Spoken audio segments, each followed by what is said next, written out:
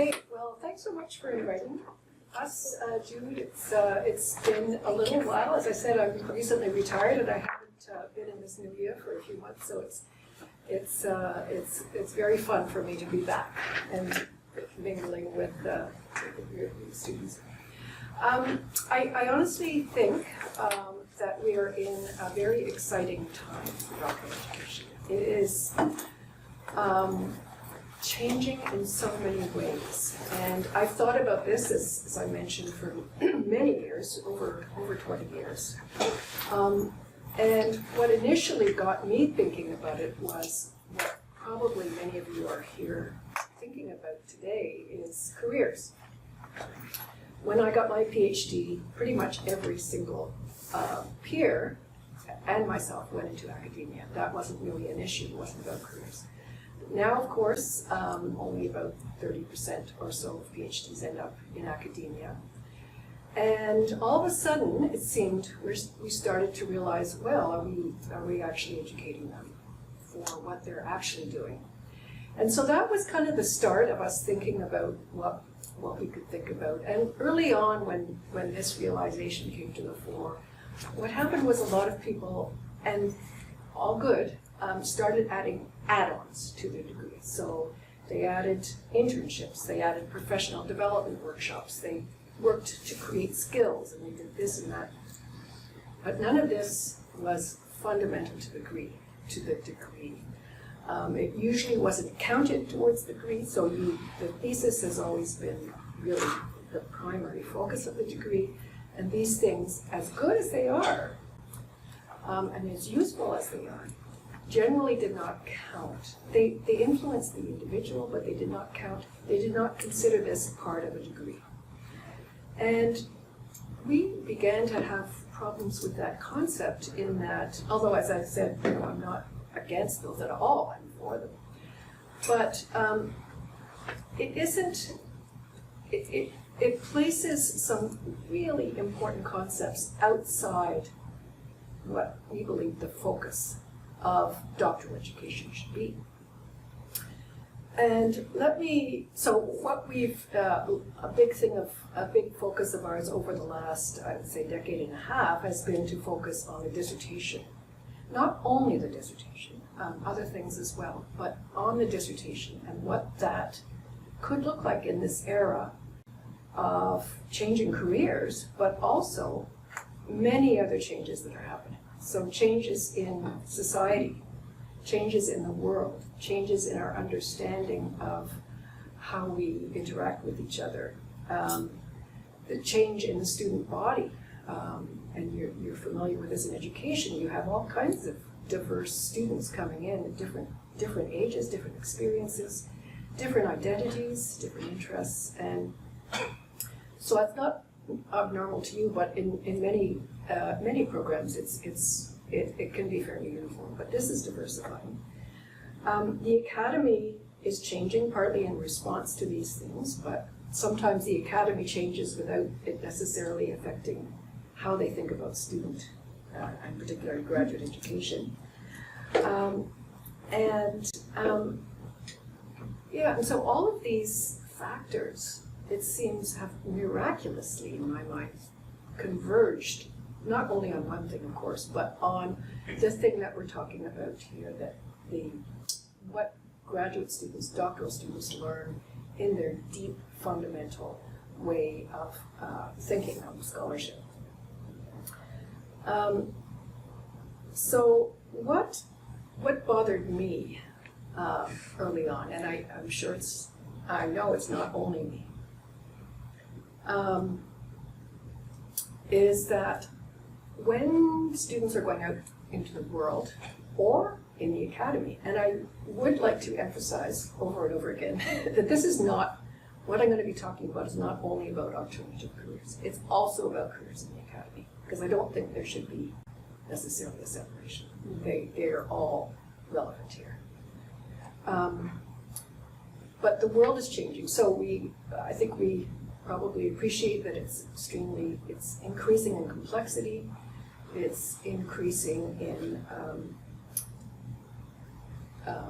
one of the words people use is VUCA, one of the terms, which is volatility, uncertainty, complexity, ambiguity, and the urgency of the problems are I would say, greater than ever. We're talking about climate change, particularly inequities, particularly. Another way of looking at this that I have found helpful is to view this as we live in post-normal times.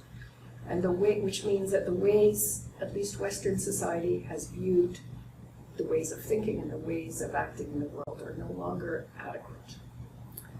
And there's lots written on that, so I won't go through it. But the things that are inadequate are binary thinking, reductive thinking, narrow thinking, reasoning, theory without context, reasoning apart from other types of thinking, the heart and the mind, the intuition, linear thinking. And so these are all critical, you could say, skills or attributes for any person in the 21st century, I would say. The ability to take in multiple perspectives, not just going down one narrow path, as useful as that can be.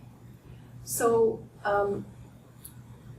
what can we do to help students broaden their thinking and broaden their scholarship so it's not only, I mean, when I did a PhD, everyone I knew, including myself, was like this. It was a molecular biology, so that tends to be a bit more narrow than what you're talking about, but it was very, very narrow. I looked at one protein in one cell. That was it. And it would drive me crazy now to think that we haven't even allowed students to translate some of what they've learned into the real world. We say, no, that's not the academy. Changing policy is not part of the academy. No. You can talk in your dissertation of, which is typical half a page on implications, but no, heaven forbid that you'd actually implement them or actually help create policy. Other ways of translating, other ways of expressing. I've had faculty write to me and said they were appalled that a student was using the word me instead of us, or let alone me or us, but just a passive rather than active voice. And do you live in the real world? Do you actually live in the real world? We must, to make any difference in the world, to live a full and flourishing life, we must be able to communicate across barriers, across cultures, across ways of thinking. And why would we prohibit that in a dissertation? As much as I believe that scholarly writing, footnotes, is incredibly important. You do have to know that. But that's not all we really need to know. We have to know other things. And why wouldn't we be allowing that in dissertations? So, I've been looking through, I'm going to talk to Jude about this later, I've been looking through a lot of, I'm not sure how far I am, but looking through a lot of dissertations recently, and I do continue to see the kinds of things that I rail against here. Implications without any idea, theory without any contextualization, missing opportunities for collaboration, missing opportunities for expressing something in a different way that would be very relevant to do so. And so we introduced in the grad school, and we know that students, not of course all students, but we know there's a general strong desire among so many students to make a difference, to be creative, to have their own voice in their dissertation. And so what we did about, I guess 2015 was the first year, more than a decade ago. We introduced the concept of the Public Scholars Initiative, and that was not only to support students who wanted to do something more broadly in their dissertation, but also just to legitimize the concept. We wanted everyone to feel free to be able to do this if it was relevant. And so it was a showcase in a sense for people to do this and to amplify that and to encourage it and legitimize it. And we think it's been really successful, and Serpulent will talk about that. So of all the students that have gone through, I feel like I'm talking to the converted in this room, because education has always been kind of more towards these ideas than most other. And we've had so many education students in our PSI. But what we've seen through the PSI is students actually developing policy collaboratively with the people that need to be involved. And that policy has even been implemented in hospitals in Vancouver. We've had numbers of people create documentaries or art exhibits or creative writing that has been part of their dissertation and has contributed, according to the external examiners, contributed immensely to that examiner understanding what they were trying to say. And not just the examiner, but other people that have been. We've had at least one comic book so far, not through PSI, but separately. We've had things like teaching and learning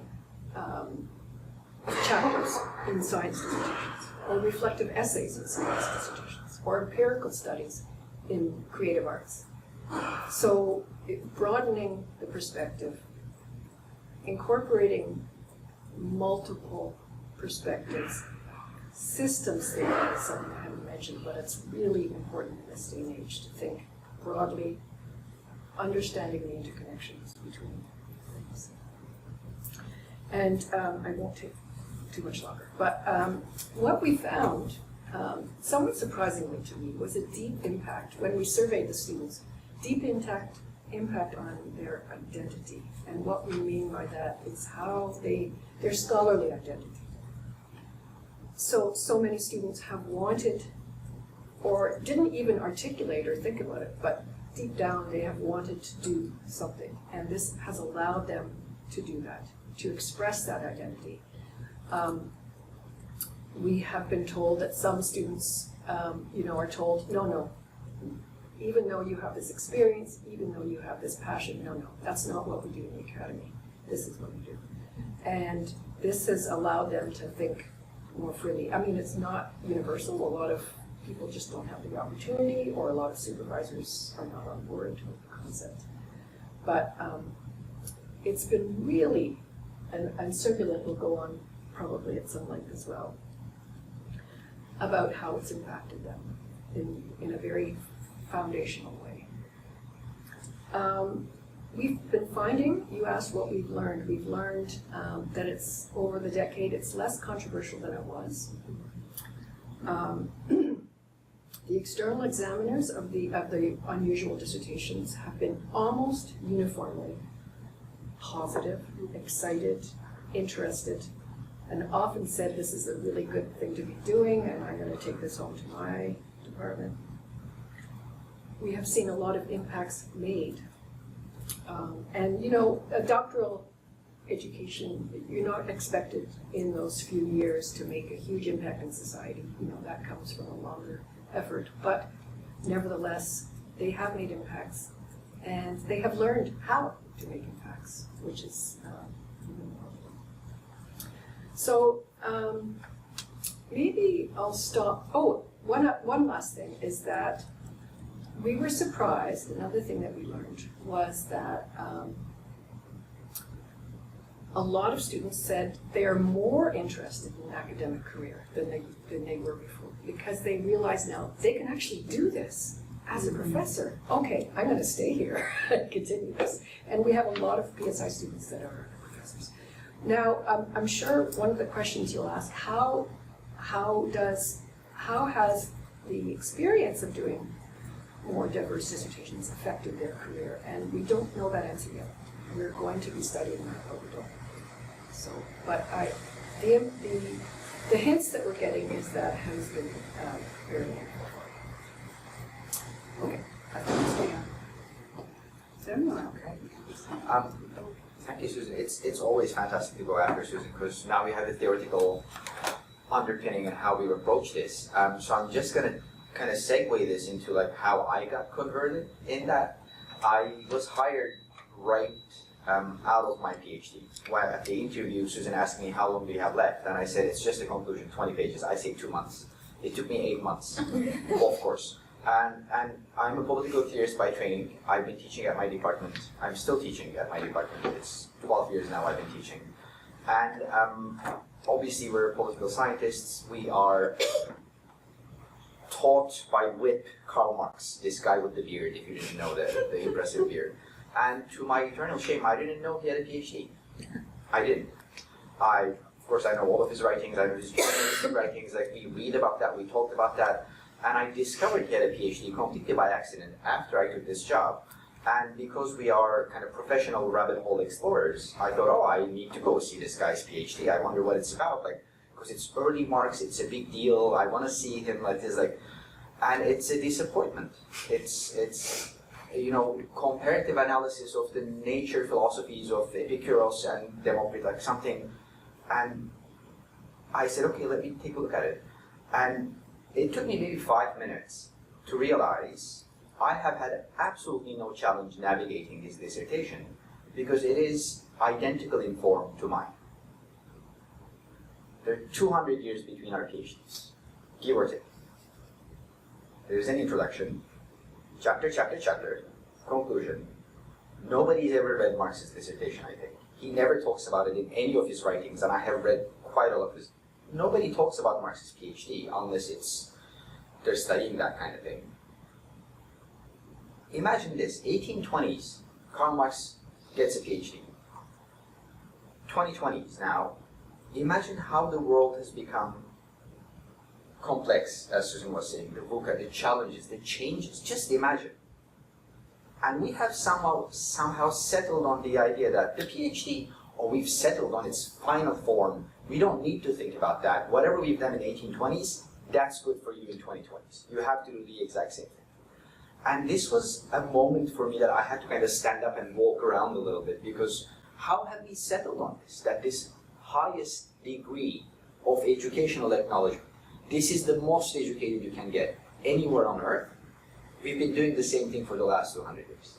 I mean, we're doing it a little better. There's a bit more training, there's a bit more, you know, academic finesse, all of that stuff, of course. But how have we settled on this being the right form, the right format? And so, this idea of reimagining the PhD, I have realized that, and this is where the PSI comes from, let's rethink what the PhD is about.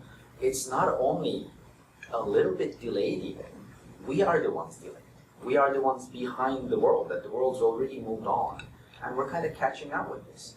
And it kind of came with that, like this avalanche of thinking to me that I have never met a graduate student. I've been at UBC a lifetime. I don't want to say how long, but a lifetime. I have never met a graduate student who's in it for the money. Not once. I have never met a graduate student who's in it for, you know, like, I'm going to climb the stairs of power and be, like, no, we all come here because we're eager to do something. We're eager to change things, we're eager to help, we're eager to explore, because we're intellectual, because we were told we were smart before coming here, then we realized everybody else is very smart also. All of that. And we kind of settled into this format from 200 years ago. That's like, fantastic, we're so happy you're here, and you're so smart, and you're so curious.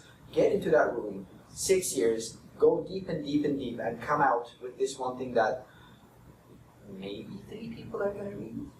You can publish, so that's going to be like 15 people overall, you know, who are going to read it, and 20 people are going to skim the intro and the conclusion and pretend that they read your stuff because, you know, they're asked to.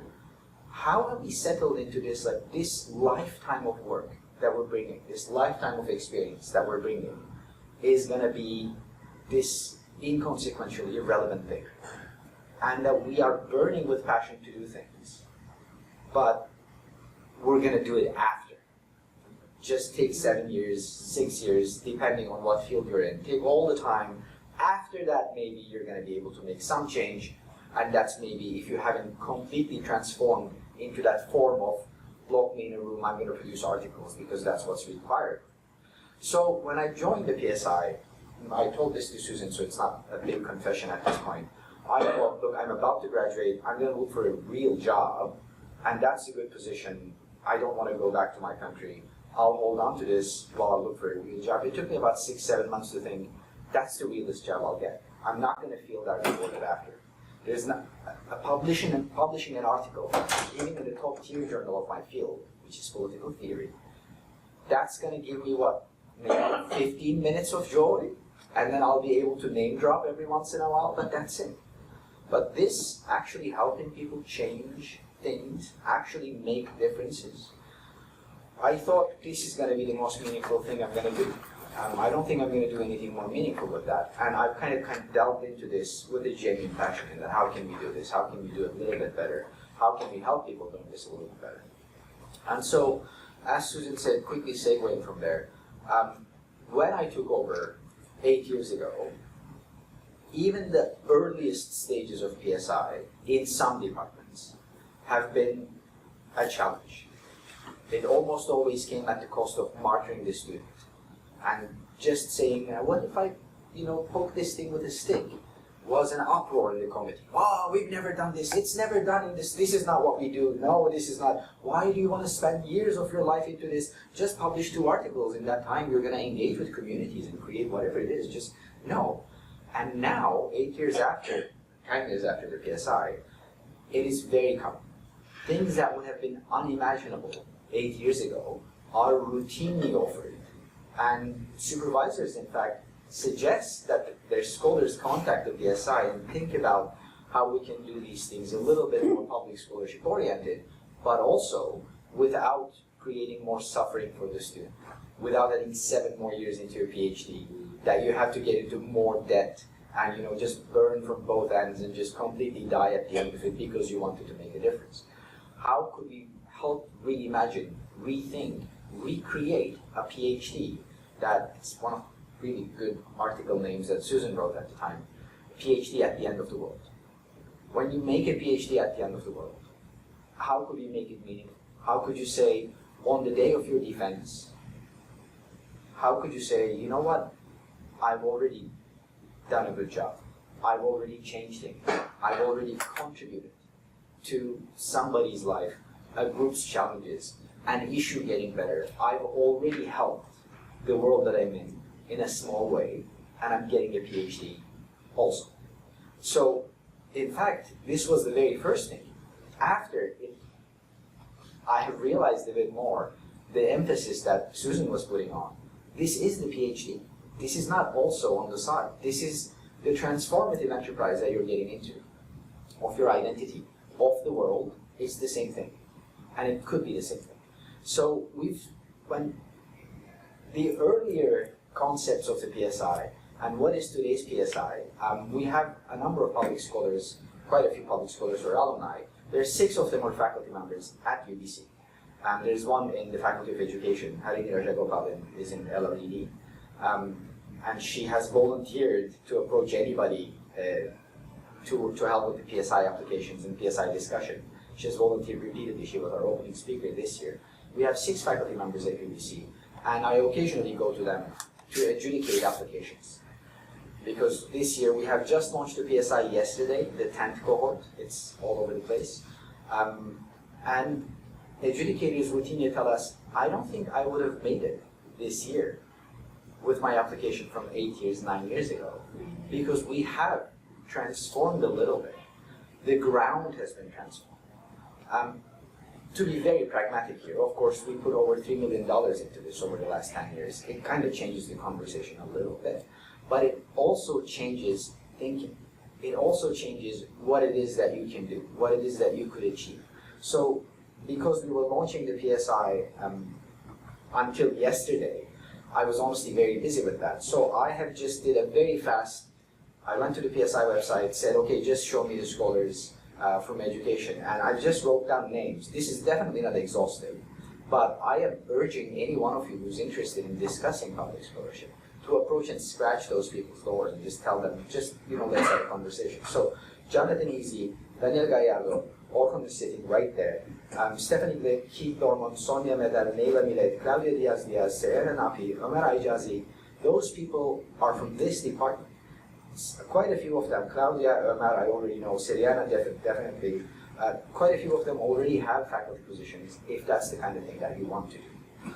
Quite a few of them are doing other things that they're finding very, very meaningful, very, very fulfilling, very, very rewarding with their lives, because that's what they've already done with their PhDs.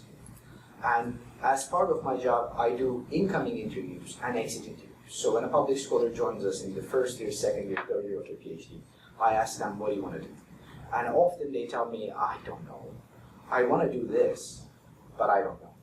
And on the exit interviews, once they defend, and there's this really odd limbo time. Once you defend, you submit, and there's like a month or two before your program is complete, and you're just walking around, you're a student, but there's nothing for you to do. We do the exit interview then. And I ask them, what are you planning on doing? And if they don't already have something lined up, it's always this, but bigger. This, but more. So this is what I wanted to do. I just didn't realize that I could do this.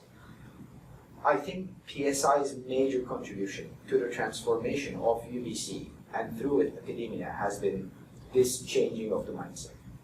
I'm going to very briefly talk about both of these aspects. The first one, the transforming of the academia. PSI was launched in 2015. This is the first program of its kind that I could find. The world is massive, so I'm not making this claim with 100% certainty, but I have been looking into it for quite some time. This is the first program of its kind that I could find. The second program that was launched immediately after us is in Australia, University of Queensland. They have a Global Scholars Program that was launched in 2016. Their director came to Vancouver to meet with us to talk.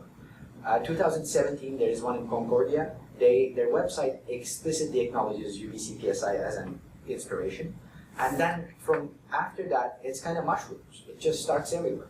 Now, University of Toronto launched theirs 2 years ago. They have very imaginatively named theirs Public Scholars Initiative.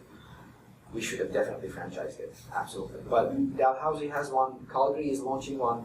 I have had meetings in the last 12 months with deans from McMaster, Princeton, Stanford. They're all thinking of launching Public Scholars Initiative live. And I can tell you, a little bit of patting in the back, a little bit of self-promotion, none of them is as exhaustive as this program is. They're all doing one aspect of it or the other aspect of it because it hasn't been thought out thoroughly. It's just been thought, this seems like a good thing. Students seem to respond to this. So let's have something like that and give them training. Let's give them, Twitter competencies. Let's give them media training. That's not public scholarship. That's a skill set that you're giving them. And you think that's public scholarship. You're never going to make it there. This is genuinely a transformative enterprise. And let me tell you how my mind has been transformed as a wrap-up here. As you were telling me your research, I was thinking impacts of AI on education and educational governance. Just reach out to computer scientists. Just tell them, how do you guys do this? Just teach me how, if you already don't know. Just reach out and collaborate. Because they're bringing skills that you don't have, and you're bringing skills that they don't have. You're looking at the same thing from different perspectives. It's going to enhance both your lives. It's going to make the work a lot more impactful. 100%. Educational government policy and neoliberalism. Oh my God. Reach out to policymakers. Reach out to activists, teachers, unions. Talk to them. Let them tell you what they're aching about and how you can make it better. Maybe there's a policy drafted. Higher education and course design. Please come, have 5 syllabi. There's so many of those. There are syllabi suggestions by public scholars. Administrative roles in university and full-time staff. I mean, it was right there. So, climate action and justice education, post-colonial studies in Pakistan. I mean, any and all of those could accumulate into something very concrete. On the day of your PhD defense, you could say, I've already changed the world. Things are already a little bit better because I have reached out to these people, because my work is implemented, because I took this one more step, and I am richer for it. The world is richer for it. My partners are richer for it. And my work has made a difference. And beyond the idealism, I'm quite aware that instrumentalism is important for graduate students who are always growing. You have created a hole in the world that is shaped exactly like you.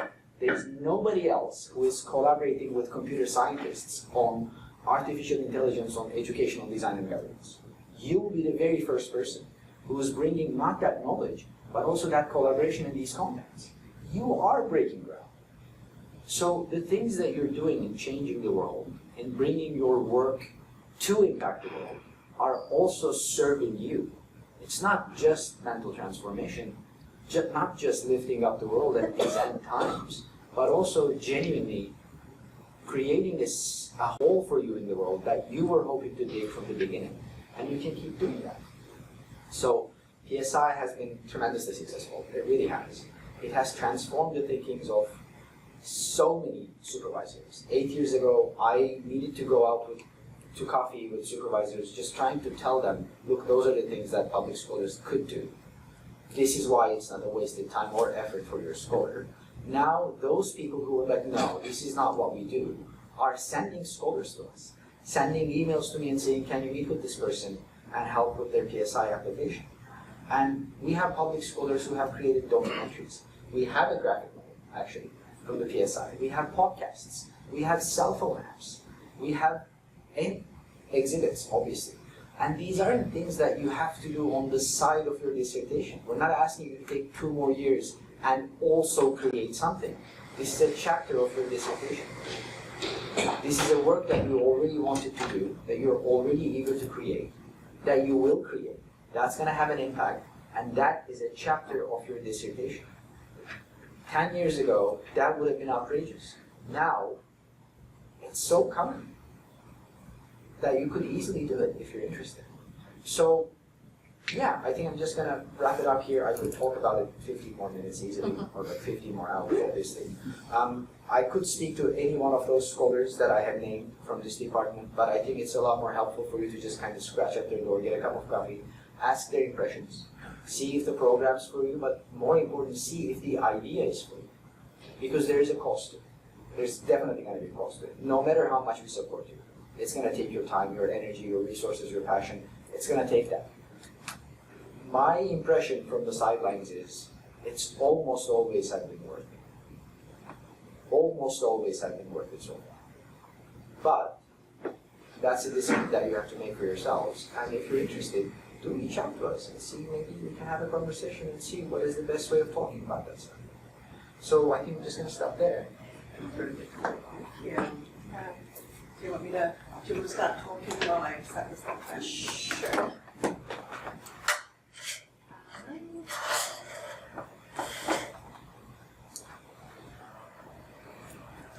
All right, so I'd like each of you to take a moment and imagine where you see yourself in 5 years after the end of the program. So 5 years after the end of the program. And if you already know in pairs, maybe you can be brave and share in pairs about your thoughts, very briefly. Your plans 5 years after you graduate. What career-wise do you want to be doing? While we set up. Is this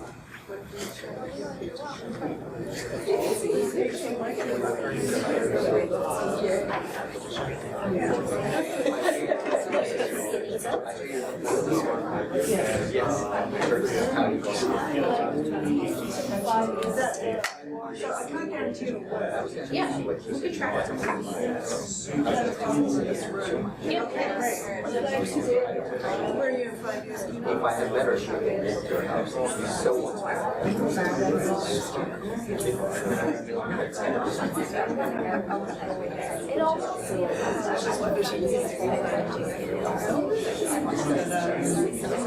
I sense everyone's interest is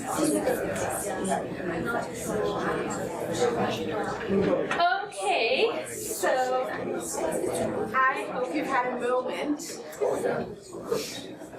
to very briefly share, very briefly, just one sentence. And we want to anonymously share what that is. So for each pair, you could raise one hand or two hands or no hands for how many would imagine themselves in a faculty tenure track position. So for example, within that pair, if both of them imagine to be in tenure track position, then one person will raise 2 hands. If none, then no one will raise any hands. So one person from each pair will vote, kind of, on behalf of that pair, if anyone imagines themselves in tenure track position. So how many, by show of hands?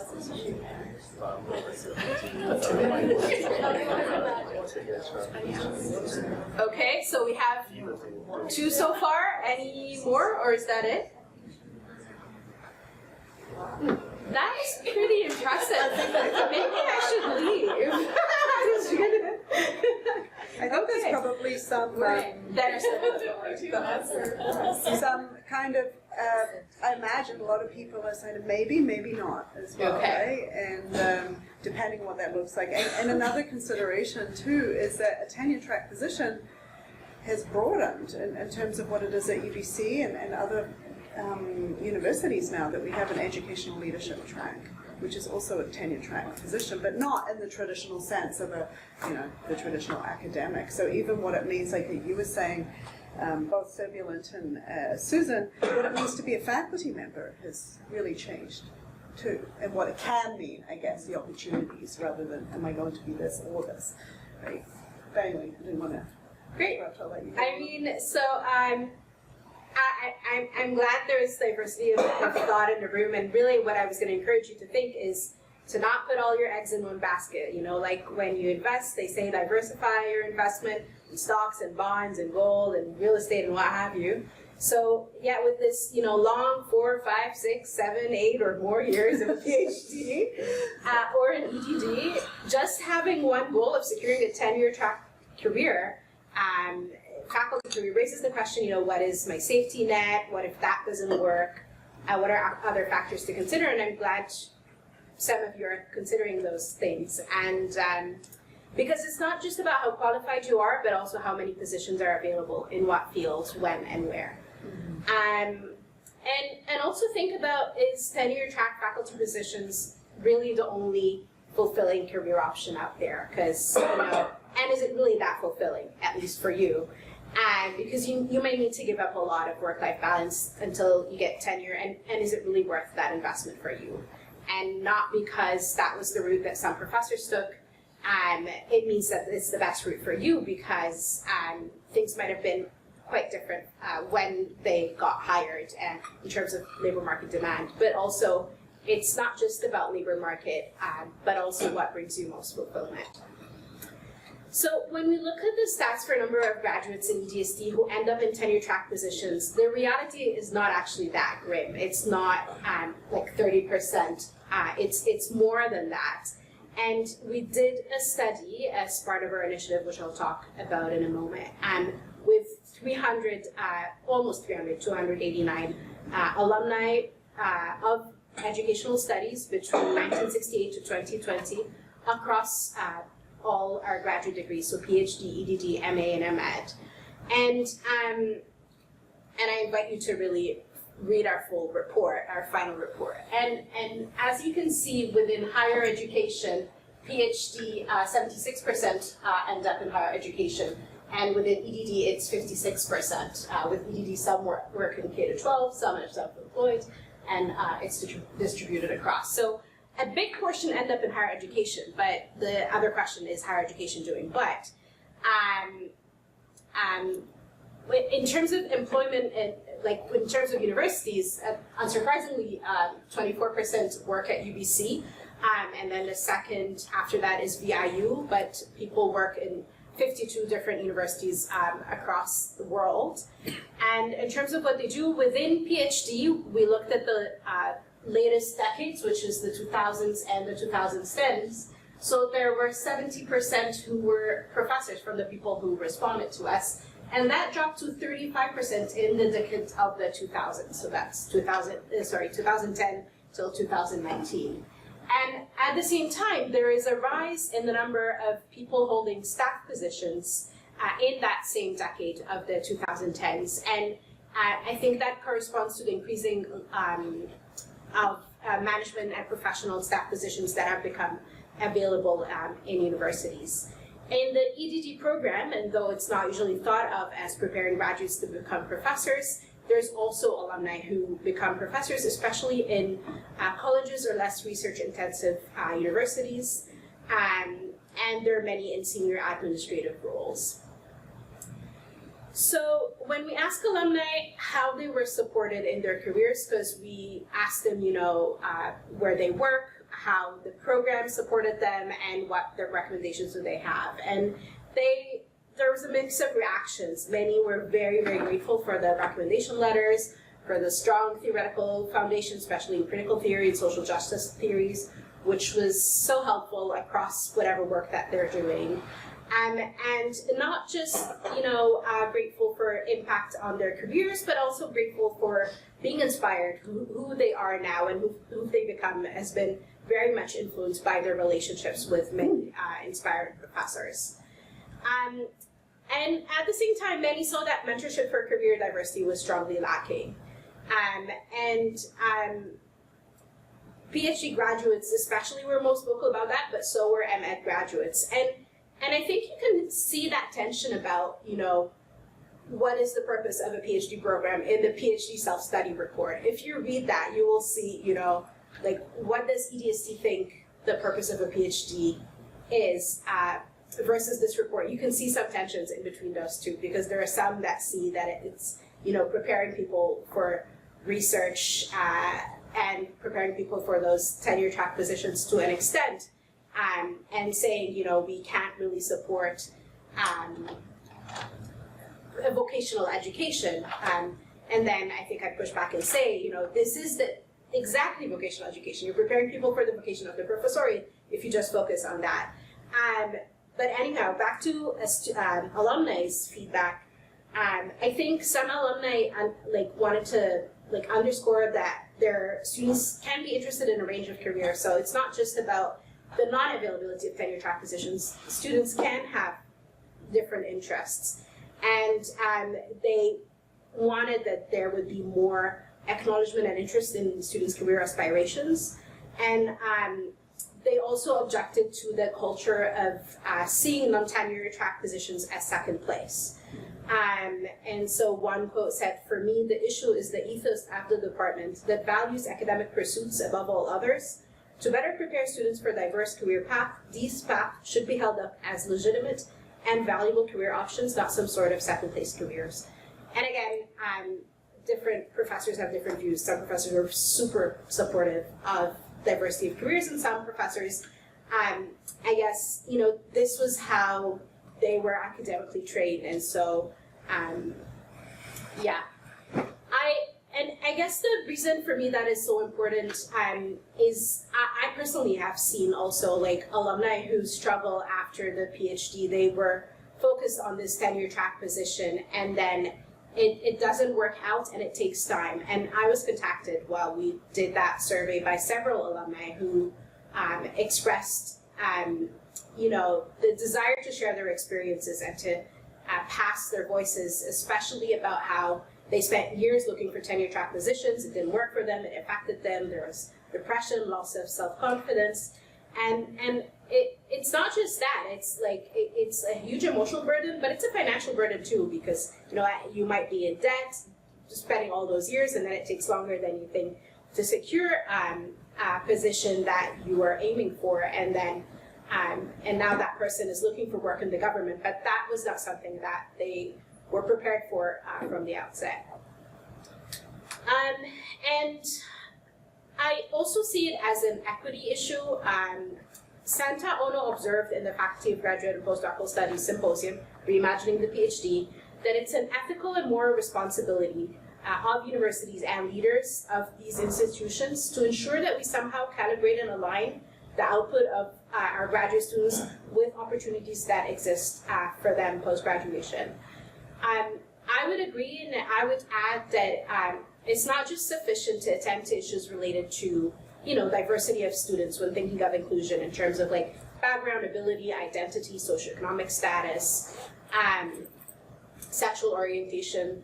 It's also crucial for programs and the university to attend to the diversity of career aspirations and the needs of students as a form of inclusive teaching. So I invite you to consider a wider meaning of inclusion, where students who have differing career aspirations, especially beyond the professoriate or the academy narrowly defined to be included. And that was the focus of our 2-year initiative, which aimed to support our graduate students to explore diverse career pathways, taking stock of EDST alumni, their own journeys and career experiences. So we were eager to find out, where do our alumni actually go? A great initiative has a great team, and it was a great team composed of a department head, 3 faculty members. Jude was involved. We had 3 staff members, including Michael from the alumni engagement, Jackie from graduate and postdoctoral studies, and Danielle from career services. We had Deepu, an alum and incoming PhD student, who did a lot of research for the final report. And we had an undergraduate student who helped with the graphic design for the report.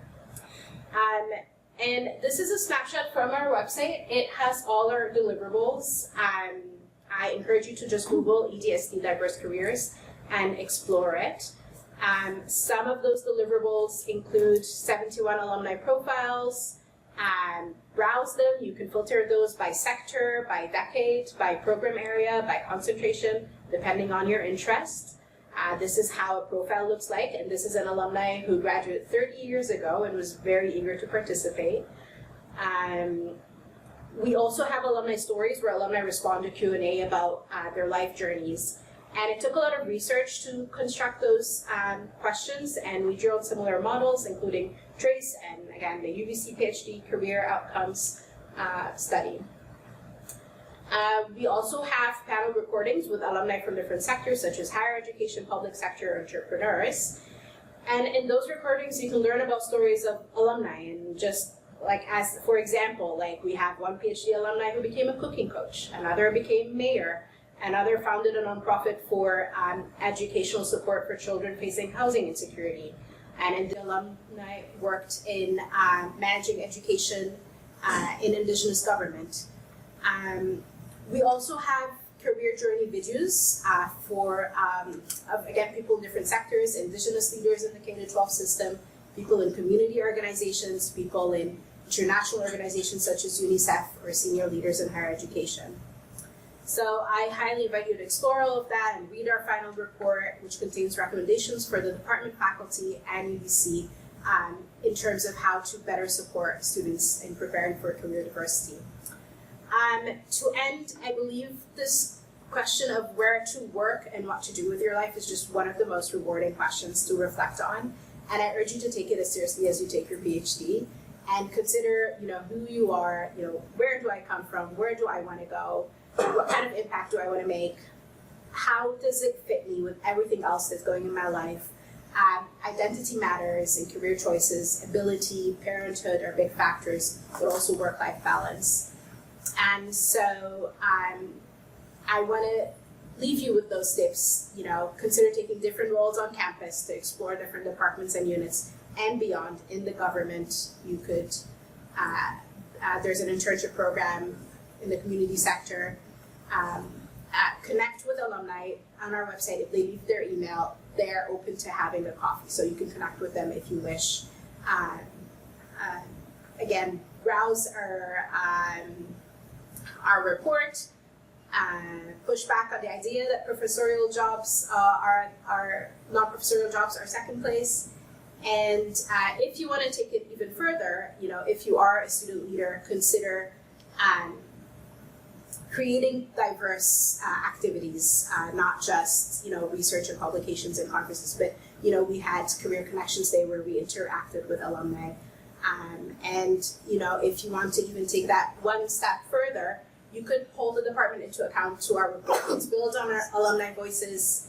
Aside from Jude's studies with PhD alumni, and there was another study with EDD alumni, this is the only third report with alumni voices, and it's the only one that invited the entire body of alumni since the inception of EDST. So make use of that. We have numerous recommendations, so read those, organize, discuss it in department meetings, be informed by alumni voices, and continue to inform the department and hold it into account. Thank you. Thank you. Well, thank you, everyone. This is so much food for thought, and I really appreciate all of you. And I love how you've left us here, Mary, and the call to action. And if I'm not mistaken, we do have now, thanks to your Yes. initiative, an alumni committee, and we are trying to foster greater connections between our alumni and our current students as well. So I am conscious that it's already 11, and I want to make sure that everyone in the room gets a chance to ask their questions. And so maybe what I'm going to do is, and we did say we will turn off the camera when we go to the Q&A session for you guys. And so maybe I'll just ask one question to get us started, and then I'll ask Keenan to shut that off, and then hopefully we'll have a conversation, because I think that's what it's all about. And what I really loved is how all of you really emphasized collaboration and connection, and making connections and collaborations across campus, but also within the department itself. And maybe I'll just ask this question, because I had a whole list that I was like, okay, but I'll make sure that other people ask their questions too. Is there something that's, particularly for PhD students as they get to the candidate stage, that it's a very lonely and individualized process, right? And what I like about the PSI is that it has that kind of focus on cohort and connection and community.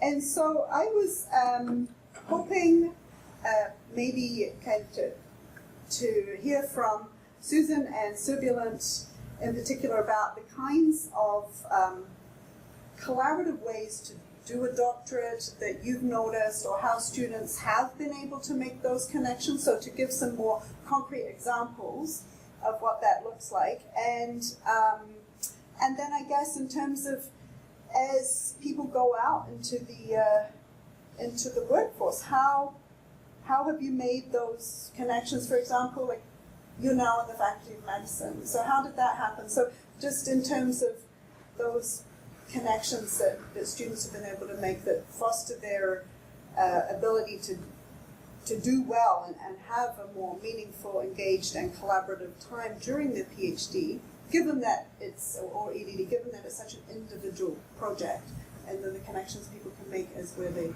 go out. So I was hoping to hear some stories from each of you.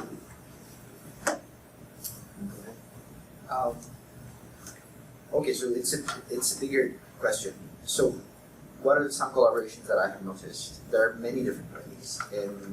For instance, last year we had scholars, 3 different scholars from the same department, who are working on this one issue from 3 different angles. One is bringing qualitative methodologies, the other one is running focus groups, the other one is bringing quantitative abilities, and they're all looking at the same thing, which is updating parks in Vancouver to cope with the drought and the climate change a bit better. They are collaborating with the Vancouver City, with the Metro Vancouver, and Parks Board in particular. And this work is a chapter in all of their dissertations in a distinct way.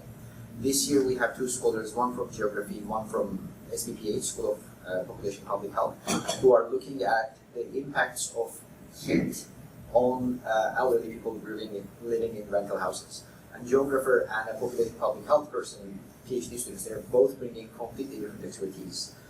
It's a chapter of their dissertation. Their supervisors are completely on board. And I have asked all of them, how did you make these connections? In the first case, they were all in the same lab. They discovered that they're looking at similar things but bringing very different skill sets. They thought we could do this together, and PSI seems well done. The other one is effectively they kind of ran into each other at a conference and started talking, and they discovered that I'm looking at the same thing but from a completely different perspective. Oh my God, could we maybe do this together? They asked their supervisors. Both cases, they're co-supervised, and all 4 supervisors said, yeah, you can do it with the PSI, go ask the PSI people. And of course, we're more than thrilled bringing this kind of project to life if possible. So effectively, just cross boundaries. Just because, I mean, if you're talking to the person next to you in the classroom, there is of course a chance, but you're in the same classroom already. So chances are you have overlapping skill sets and interests. But cross boundaries, ask other people. The example I was trying to give you, I'm looking into AI. Well, fantastic, computer scientists do that kind of thing. I'm looking into climate change. Great, whose job is climate change? Is it like, if you ask me, it's political science. We have to work on the policies. How do we deal with this? But if you ask somebody in forestry or iris, they're going to say, no, hold on, just hold your horses. We have to actually tell you what this is, what is going on. So just reach out, find people, because multiple perspectives, multiple ideas, there are no problems left for us to solve that can be solved by you alone, I think. I have so many thoughts, and I'm trying to gather them all here. So science has always been a fairly collaborative enterprise. And so dissertations in my field would be co-written, basically. A lot of chapters would be co-written. And it's not a big deal at all, it's the norm. So it's not something bizarre, it's different. But we've had, one of the themes I wanted to bring up earlier was, if I had time, would be the concept of democratization of scholarship. And so we have, as humans, begun to understand that a lot of people besides academics have much to give in understanding the world and changing the world. And so one of the things we've done is to encourage people to think about different people on supervisory committees. So people from outside the academy, for example. And an example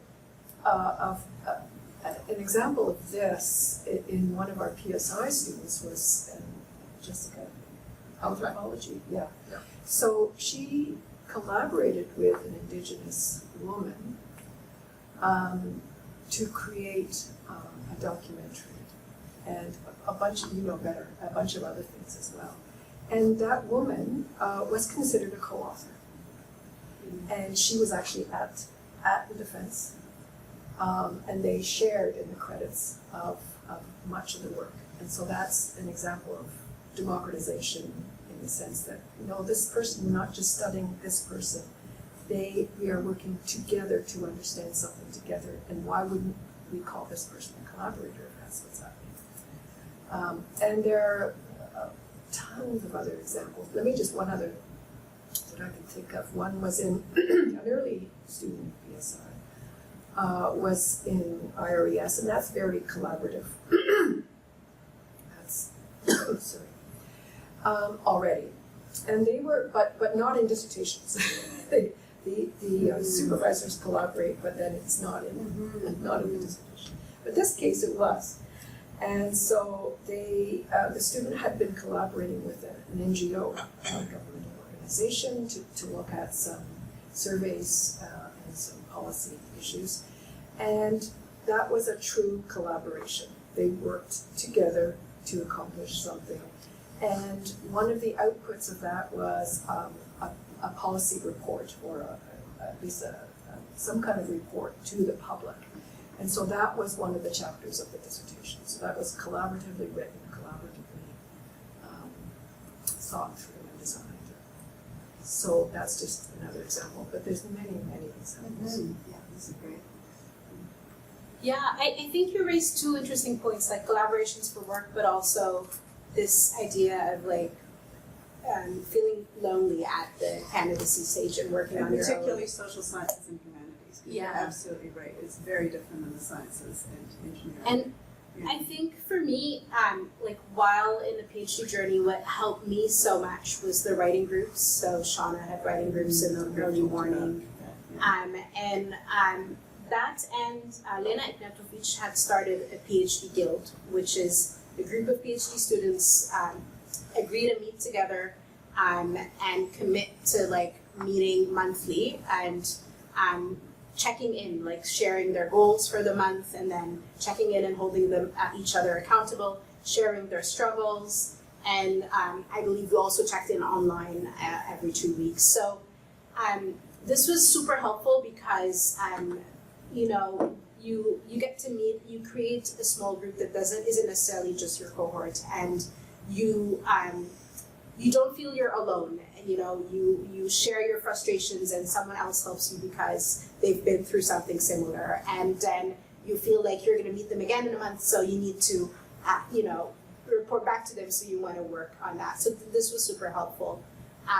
In terms of work, I don't know, like, first of all, medicine is a big hire for education. It is. We have a lot of medical. A lot of people have gone to medicine, and not just the faculty of medicine, as some have left and went on to the health sector in the public field, so working in regional health authorities, because the faculty of medicine is structured a little bit different than the faculty of education. It's huge, and there's just a lot of education-related jobs. So, but I think what helped me the most in that is really working in a lot of units as a work learner, as a GEA, and getting a feel for different positions and getting a feel for what my skill set is and where I'd like to be, and so it was a good match in terms of that, and also knowing people who work there and knowing the team, that also helps.